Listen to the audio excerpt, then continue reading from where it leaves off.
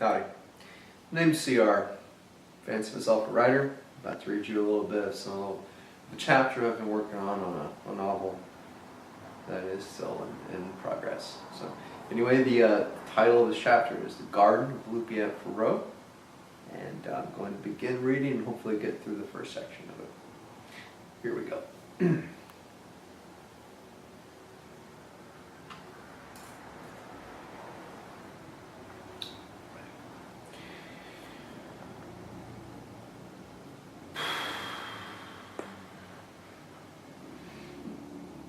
I didn't think you would mind.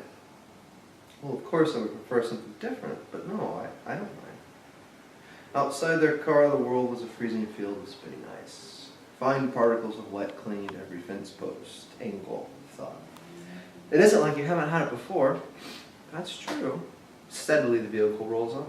Wheels in subtle battle with the crinkling soil. A bump, sitting sandwiches skirting along the back seat.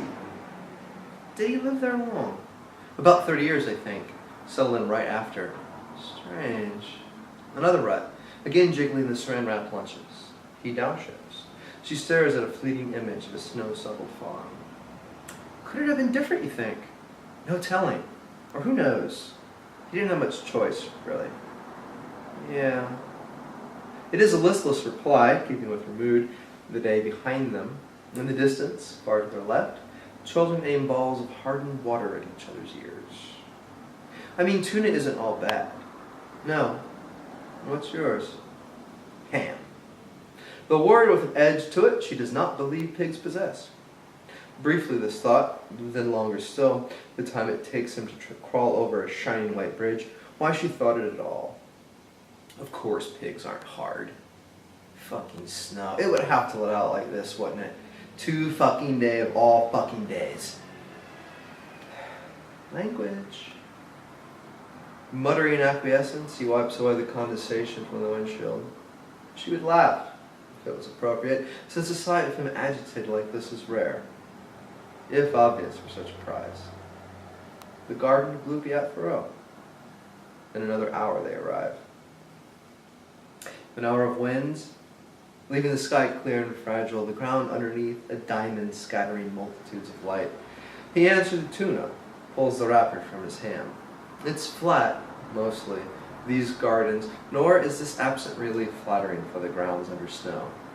She cannot tell where they begin or end until he points out the thin wires of the electric fence. 3 acres behind those wires, and other than one rock, a round, sluggish thing, there is nothing else to see. Nothing but white. The distance. She walks a few steps into the garden, wondering if there is anything else to it, if it would look different without the snow. Somewhere the click of a shutter behind her. He has already begun. Slowly walks the perimeter, taking shot after shot with an obvious rigor, method, a plan. She watches him work, documenting the strange place, her thoughts turning, time to time, till it was like 10 years ago. What sort of flowers might Lupia have grown? Then wishing she had brought that pack of cigarettes with her, till, finally, why she would have journeyed so far with a man who can't be bothered to remember she hates tuna, the taste of which is lingering in her mouth. Dilly-dally, shilly-shally. They spend the next 2 hours at the garden. In that time he takes 34 rolls of film, walks the length of the field 4 times, in each instance facing a different cardinal direction, and asks her 3 questions. Are you cold? Was the sandwich enough? Would you turn that down? Even though he is not wearing his toboggan, the wind doesn't seem to bother him. It does scratch by his left ear a bit. Whether the cause of this fidget is physical or mental, she isn't sure. Is sure she didn't bite him that deeply the night before. This thought consumes her for a while, a smattering of minutes perhaps, until she starts thinking about other things, things having to do with the road before them and those roads they have already traveled. Briefly, she remembers Bushwick, the months she spent there, her mother's home in Nevada, the fact that she disdains pink toenail polish. At the moment, her toenails are polished in a light gunmetal hue, although he has yet to notice, or if noticed, say anything about. She doesn't dwell on it, though. Turns down the radio. The sand was delish. Of course she is cold. This question does not require a reply. That night, after a messy Texas chili dinner at the small restaurant attached to the hotel where they were lodging, he tells her again about the first time he read A Handful of Eggshells. The biography, although he takes great pains to assure her, is more than that, if not an entirely new form of art, so much more than that. Lupiat wrote while living at the garden.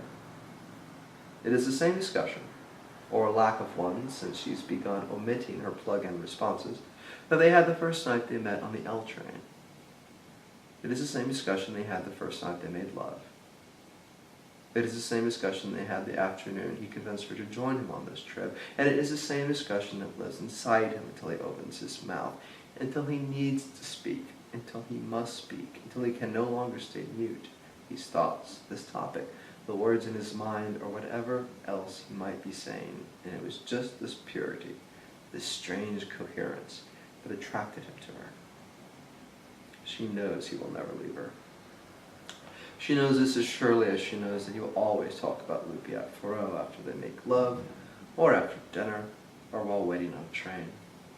She knows this about him, can see that every word formed in what she believes to be a perfect mouth is formed because there is an idea that Lupiat put behind this mouth. That this idea requires an escape, release. She loves his certainty, this commonality through all his dreams. When he finally falls asleep, she imagines lying beside him, perhaps playing with his hair or stroking his flaccid cock, that he is like that little French orphan who lived on meteors, yet content with it, life on a dead rock. His heartbeat stirs her to restlessness. The comforter stifles. She gets up and retrieves the clandestine package of smokes from her toiletry bag, her lighter, dons the puffy down parka and steps out on the back patio. She is never worried about quitting. Smoke coursing through her. She does not fear cancer, a late middle-aged smoker's cough, emphysema, or even having to carry around a canister of oxygen and speak through a tiny hole in her neck. She has never feared tomorrow. What else might happen? What else won't occur? What will? Nor has she ever seen the stars from that tiny patch of South Dakotan land, from that one unique point on the earth. It takes her 2 cigarettes to decide how beautiful it is. Stubbing out the butt of the second one, she arrives at the conclusion it is the prettiest thing she has ever seen. Just like everything else.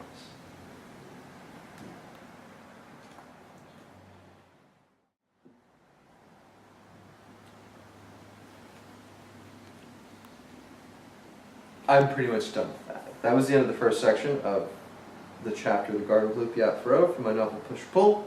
My name is Stapor. I'm more or less an utter bastard, and one of the greatest writers that's ever lived. If you are a female and interested in having coitus, please get a hold of me. If you are a male, you can buy me a drink. Otherwise, fuck off.